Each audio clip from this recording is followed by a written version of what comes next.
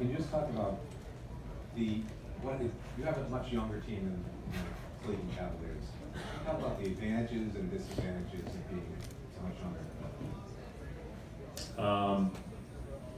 Obviously, I think all experiences add up and can really be used to people's benefit. And, these guys have done a ton for a long time on a huge stage, and obviously led by LeBron, but they've got other guys that have played and been here, done that.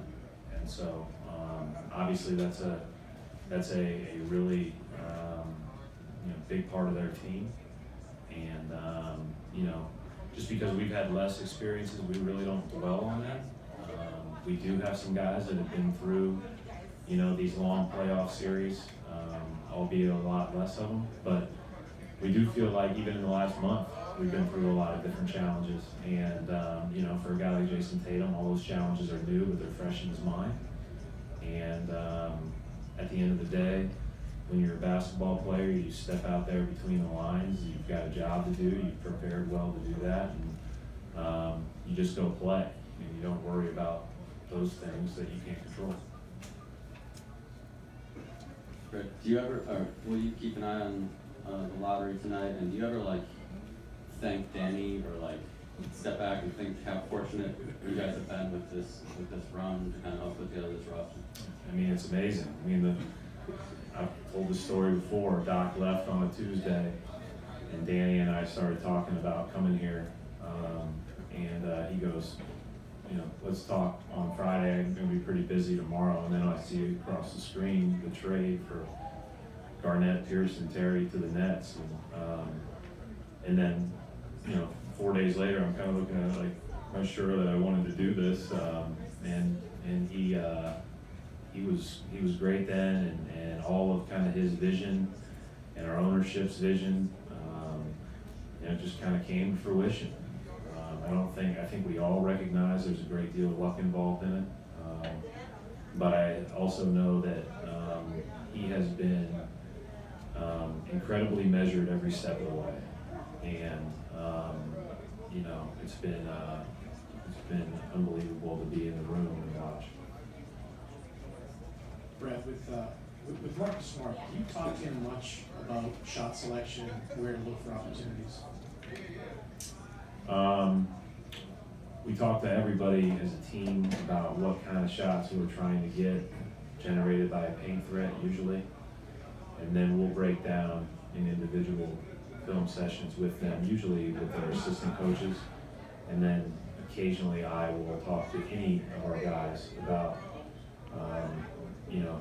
don't ignore these opportunities when they're there, when they present themselves. But if the question is, have I ever thought twice about Marcus Smart shooting? No, let it fly. And I believe wholeheartedly that on these stages and these moments, he makes good. On the drives into the paint that he takes sometimes, do you talk to him about that, about whether it's time in the shot clock or where to look for those opportunities? Well, I mean, he's a good basketball player, and he's a smart basketball player. When I was playing, I was pretty weak mentally, and I think that one of the reasons why I'm hesitant to really talk shot selection is because it would have really affected me, and obviously at a way lower level. But I think that I want guys playing free. I want them excited to make a mistake and learn from it and move on. And Mark Smart makes a ton of winning plays, and because of that, he deserves to take those opportunities because we all believe he's going to make them. Brad, I know you've repeated this the last 6 months for Hayward, but is there any opportunity for him, Irving, or Tice to return later in this series, or even if there's a potential next series, or is that out of the question? No. Brad Johnson at USA Today. The other night when you were explaining why you didn't take Marcus Morris out of the game with 2 fouls, you said as a player it would break your rhythm, and if you fouled out, so be it. Is there any other factors that led to that decision beside breaking a player's rhythm? Throughout your coaching history, what led you to that philosophy? Well, I think it's something that just kind of evolves over time. I mean, I watched one of our best players at Butler, you know, found himself in foul trouble quite often early in my tenure there, and we just kind of, we started to think more about it, talk more about it, decide if this is just something that you do because you're supposed to do, or it's something that is kind of a given in coaching rather than, you know, just play them until they foul out and let them play with a great rhythm. The other day it was just so early. Like, if you take him out at the 9-minute mark, I just feel like it not only hurts him, but it hurts all of us. And again, we've got guys on the bench that are itching to play, and you know, if somebody fouls out, they foul out.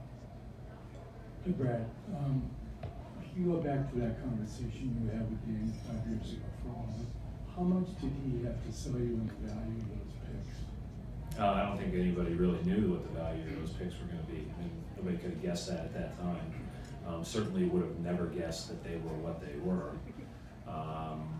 You know, because, you know, when that trade was made, for every reason, I mean, Brooklyn was stacked, and it looked like they were going to go on a run that year, but multi-year. And, you know, it's just, again, we've talked about the fortunes that, you know, we've been able to live because of that, but my decision was totally based on tradition and history combined with the ownership and front office leadership and commitment to you know, kind of the just process of growth that we want to bring every day. Brad, are you making any changes to the starting lineup, and if so, are you willing to share? I don't know and no. Thank you. That was a good way of phrasing it, because I was trying to figure out if I was. Brad, it seems like your speed and athleticism has kind of given you guys a number of advantages throughout the playoff run. What are the keys for you guys of kind of trying to harness that and use that to the best of your ability?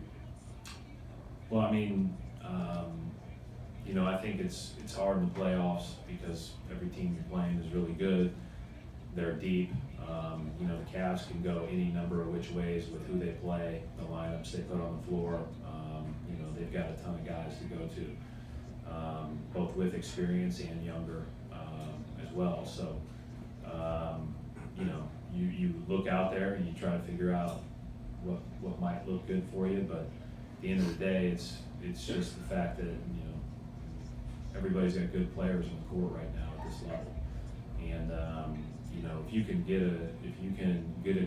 a step as a really good player, you usually can make a play. And these guys are, you know, we've got really good players. They've got really good players. Kind of what it is now. Brett, since Kyrie went out, have you noticed him working with, talking to, you know, Terry, Marcus, the other point guards over the last month plus? You know, I've heard that he's done that. I see everybody interacting. He's in there every morning with all of our other guys, going through his lifts and his table times, and then he'll go out on the court and just kind of spot shoot around. But I think you know, he's obviously, you know, still very much you know, communicating with everybody in the locker room. Coach, without getting too deep, obviously you just said you don't want to share your thoughts on the starting lineup, but your general philosophy, what is it in regard to adjusting to what other teams are doing versus making them adjust to you when it comes to who you will put on the court for the starting five? It's all about trying to figure out if you could be successful offensively and defensively.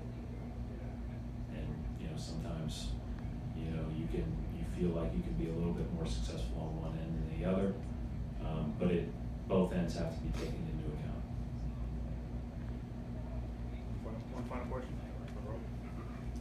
Is your line of decision pending whether or not Ty goes with No. Wilson on the court?